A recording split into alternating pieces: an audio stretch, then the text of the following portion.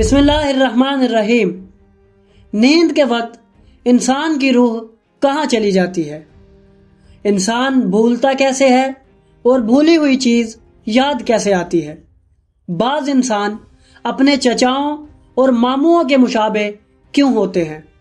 تو ناظرین، اگر آپ انہی سب سوالوں کے جواب جاننا چاہتے ہیں تو جڑے رہیے ہمارے ساتھ اس ویڈیو میں۔ اہل بیت علیہ السلام وہ ہستیاں ہیں جو کہ اس دنیا پر اللہ کا مظہر ہیں۔ اہل بیت علیہ السلام صرف دنیا کے علوم کے مالک نہیں تھے بلکہ آسمانوں کے راز بھی ان کے سامنے کھلے ہوئے تھے۔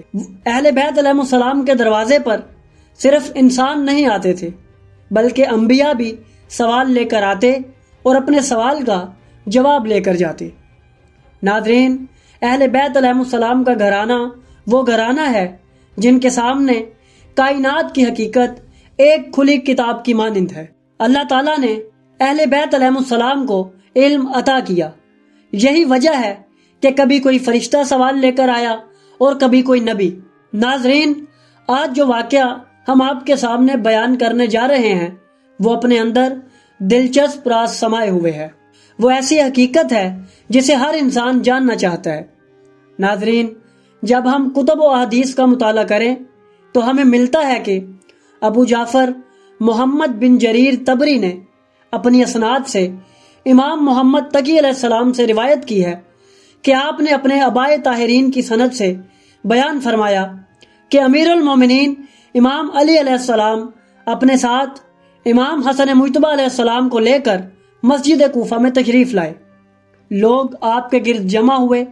اسی اثنا میں خوبصورت شکل و صورت رکھنے والا شخص مسجد میں داخل ہوا۔ اس نے آپ پر سلام کیا اور آپ کے سامنے بیٹھ گیا۔ پھر اس نے کہا، امیر المومنین، میں آپ سے 3 سوال کرنا چاہتا ہوں۔ اگر آپ نے ان کا صحیح جواب دے دیا تو میں سمجھوں گا کہ آپ حق پر ہیں۔ امیر المومنین امام علی علیہ السلام نے فرمایا، جو چاہو پوچھ لو۔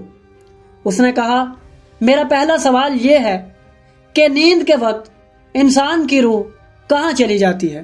سوال کے سنتے ہی امام علی علیہ السلام نے امام حسن مجتبی علیہ السلام سے فرمایا کہ اس کو جواب دیجئے۔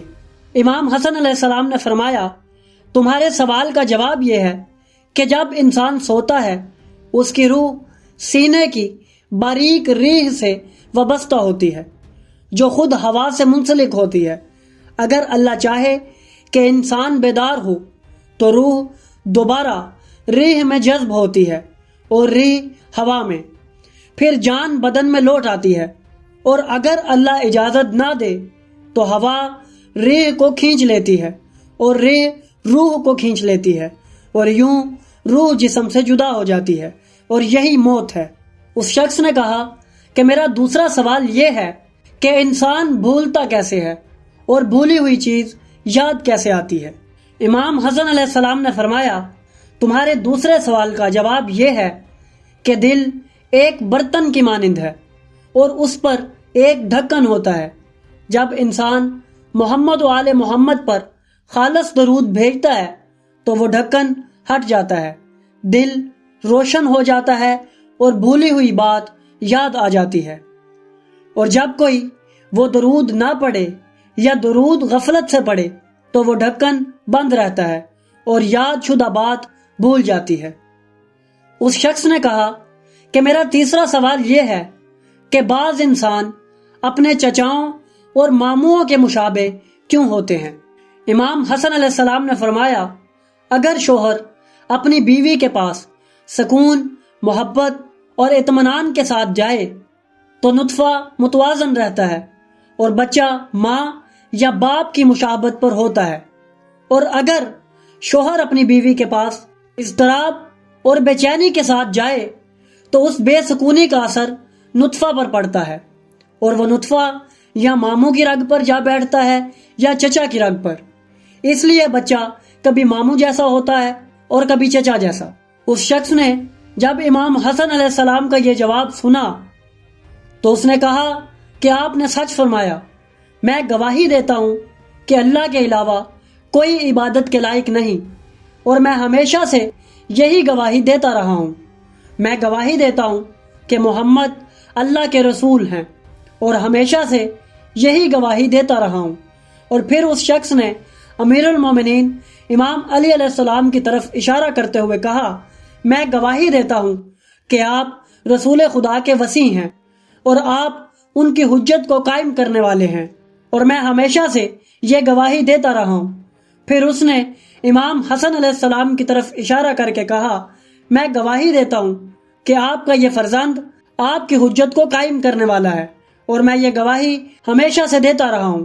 میں گواہی دیتا ہوں کہ امام حسین علیہ السلام سے لے کر امام مہدی تک سب کے سب برحق امام ہیں۔ پھر وہ شخص وہاں سے اٹھ کر چلا گیا۔ امیر المومنین امام علی علیہ السلام نے امام حسن علیہ السلام سے فرمایا کہ بیٹا، کیا آپ جانتے ہو کہ یہ کون ہے؟ امام حسن علیہ السلام نے فرمایا، اللہ، اس کا رسول اور اس کا وصی بہتر جانتے ہیں۔ امام علی علیہ السلام نے فرمایا، یہ شخص خضر تھا۔ ناظرین، اس طرح اہل بیت علیہ السلام کے علم کی حقیقت ایک بار پھر ہمارے سامنے روشن ہو گئی۔